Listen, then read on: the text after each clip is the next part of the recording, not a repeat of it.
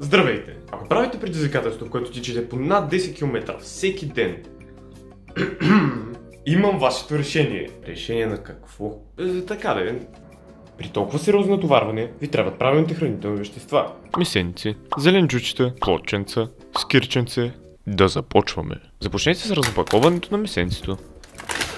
После тръгнете да го миете, но съзнайте, че е твърде голямо и не знаете как да работите с него. Затова го нарежете. След това измийте щателно всяко парченце на мивката и ги турете в една купа. Добавете сладък червен пипер, кимион, олио и малко куркума.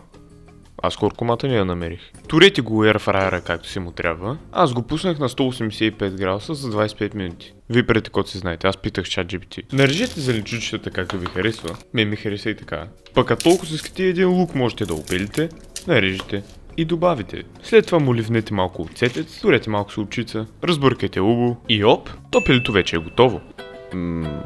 Перфектно. После взимате скирченцето, отваряте го и го изсипвате в една купа. Накрая взимате плодченцата от по-рано и като един професионалист ги грабвате и натискате в скиро. Осъзнавате, че няма шанс да влязат всички, затова го разбърквате и си изяждате останалите отделно. Бон апетит!